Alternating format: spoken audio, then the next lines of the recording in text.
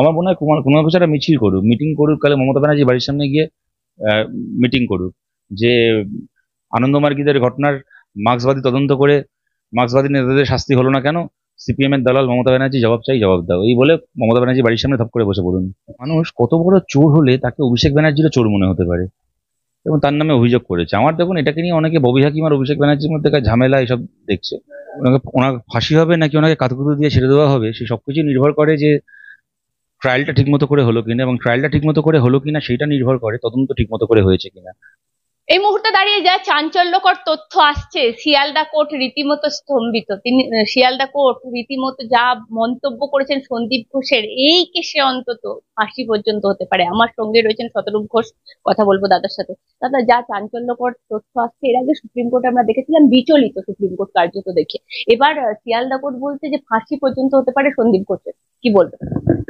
দেখুন, ওনার ফাঁসি হবে নাকি ওনাকে কাতুকুতু দিয়ে ছেড়ে দেওয়া হবে, সে সবকিছু নির্ভর করে যে ট্রায়ালটা ঠিকমতো করে হলো কিনা, এবং ট্রায়ালটা ঠিকমতো করে হলো কিনা সেটা নির্ভর করে তদন্ত ঠিকমতো করে হয়েছে কিনা।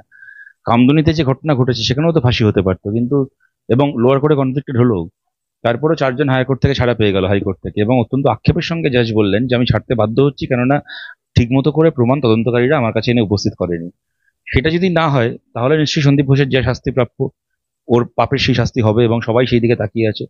কিন্তু যদি দেখা যায় অনুব্রত মণ্ডলের মতো হলো, 2 বছর ধরে জেলে বসিয়ে রেখে তারপর বললো জবানবন্দিটাকে বাংলায় দিয়েছে, ইংরেজি ইংরেজিতে আমরা ট্রান্সলেট করতে পারছি না, অতএব এখন ট্রায়াল শুরু করতে পারছি না, বাধ্য হয়ে একটা সময় গিয়ে সুপ্রিম কোর্ট বেল দিয়ে দিল। যদি সেরকম হয় তাহলে কোনো শাস্তি হবে না। কথাটা আমি কোনো আনন্দের সঙ্গে বলছি না, কিন্তু আক্ষেপের সঙ্গে বলছি। এটা শুনে কারোর খারাপ লাগতে পারে, কিন্তু যার এটা শুনে সবচেয়ে খারাপ লাগবে তিনিও জানেন যে এই সম্ভাবনাটা আছে, বিশেষ করে যেভাবে সিবিআই গত একটার পর একটা কেসে করেছে তাতে। আরো একটা বিষয়, যে বিষয়টা ইতিমধ্যেই চাঞ্চল্য ফেলেছে, আমি দেখলাম একটা টুইট দেখলাম।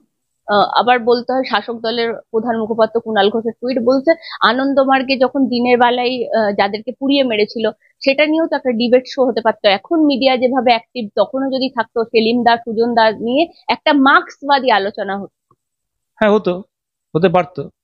এখন করুক, অসুবিধা কি আছে? ওনারা এত চ্যানেল চালান, এত খবরের কাগজ চালান, উনি তো একটা চ্যানেল টেনের এডিটর ছিলেন, তাতে তো আনন্দমার্গীদের এই ঘটনাটাকে নিয়ে বলেছিলেন যে ওই সময় 2011-র আগে, যে ক্ষমতায় এসে শাস্তি হবে বুদ্ধদেব ভট্টাচার্যের থেকে শুরু করে আরো কান্তি গাঙ্গুলি, আমাদের পার্টির আরো কিছু নেতার নাম বলে বলেছিলেন। তো তা এখন করুক না একটা ডিবেট শো, যে কেন আনন্দমার্গী কমিশন তৈরি হলো, তারপর সেই কমিশনের ফাইলগুলো এখন ডিম পাচ্ছে কেন, তাই নিয়ে হওয়া উচিত তো একটা ডিবেট শো। তখন আমি বলছি তো, তখন ছিল না, এখন তো আছে। মমতা ব্যানার্জি তো অ্যাক্টিভ আছেন না, মমতাবাদী তদন্ত হলো না কেন? হতো মার্ক্সবাদী আলোচনা। আপনি জানেন যে আনন্দমার্গীর ঘটনায় অন্যতম প্রধান অভিযুক্ত যে বাবলু চক্রবর্তী, সে কসবায় তৃণমূলের নেতা, 2000 সালে তৃণমূল সমর্থিত কাউন্সিল ইলেকশনে ক্যান্ডিডেট ছিল। এখন আনন্দমার্গীরা খুব সম্ভবত বোধহয় মানে 1 এপ্রিল না কবে, 20 এপ্রিল কোনো একটা তারিখ, না 14 এপ্রিল, এপ্রিল মাসের কোনো একটা তারিখে, এখনো যে প্রতি বছর ওনারা ওই দিনটাকে পালন করেন, বিজন সেতু বন্ধ থাকে, বিকালবেলা মিটিং হয় আনন্দমার্গীদের প্রত্যেক বছর। এখনো পর্যন্ত ওরা মিটিং করে ওখানে বাবলু চক্রবর্তী শাস্তি চায়, ফাঁসি চায়। সেই বাবলু চক্রবর্তী এখন কুণাল ঘোষের পার্টির নেতা। এখন এই সমস্ত অবান্তর কথা বলে আমার মনে হয় কুণাল ঘোষ একটা মিছিল করুক, মিটিং করুক, কালে মমতা ব্যানার্জি বাড়ির সামনে গিয়ে মিটিং করুক যে আনন্দমার্গীদের ঘটনার মার্ক্সবাদী তদন্ত করে মার্ক্সবাদী নেতাদের শাস্তি হলো না কেন, সিপিএম এর দালাল মমতা ব্যানার্জি জবাব চাই, জবাব দাও, এই বলে মমতা ব্যানার্জি বাড়ির সামনে ধপ করে বসে পড়ুন। ফিরহাদ হাকিমের ওএসডির বিরুদ্ধে তোলাবাজি, মানে অভিষেক বন্দ্যোপাধ্যায়ের অফিস থেকে কমপ্লেন যাচ্ছে, এতটা তোলাবাজির পরিমাণটা ভাবতে পারছেন? আপনি নয়, আমি নয়, কেউ নয়, সাধারণ মানুষ নয়, অভিষেক ব্যানার্জির অফিস থেকে। দেখুন, আমি খালি ভাবছি ঘটনাটা হওয়ার পর থেকে যে একটা মানুষ কত বড় চোর হলে তাকে অভিষেক ব্যানার্জিরও চোর মনে হতে পারে এবং তার নামে অভিযোগ করেছে। আমার দেখুন এটাকে নিয়ে অনেকে ববি হাকিম আর অভিষেক ব্যানার্জির মধ্যে ঝামেলা এসব দেখছে, দৈরথ। আমি সেগুলোর মধ্যে যেতে চাই না, সেগুলো ওদের পার্টির ব্যাপার, ওরা বুঝবে। আমার খালি একটাই বক্তব্য, এক হতে পারে অভিযোগটা সত্যি, সেক্ষেত্রে আমরা একদিন যে কথাটা বলছিলাম সেটা মিথ্যে নয়।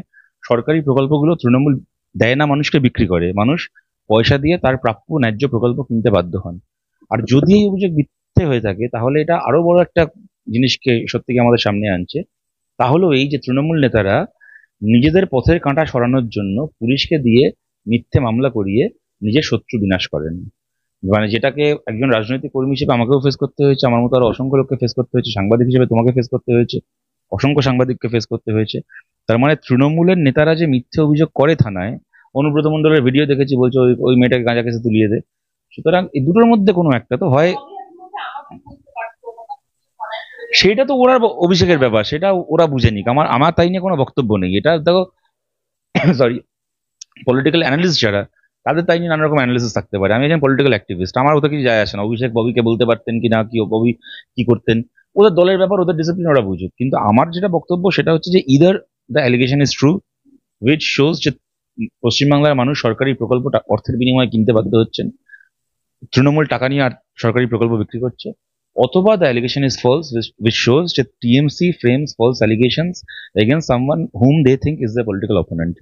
নিজের রাজনৈতিকভাবে শত্রুর বিরুদ্ধে এরা পুলিশকে ব্যবহার করে মিথ্যে মামলা করে তাকে পদ থেকে সরানোর চেষ্টা করে। সেখানে যদি নিজের দলের একজন নেতার ওএসডি এর ভিকটিম হন, সেক্ষেত্রে সাধারণ মানুষ যারা কি রাজনৈতিক বিরোধী দলের রাজনৈতিক কর্মী যারা, তারা কিভাবে এই আক্রমণের কি এই আগ্রাসনের আমরা ভিকটিম।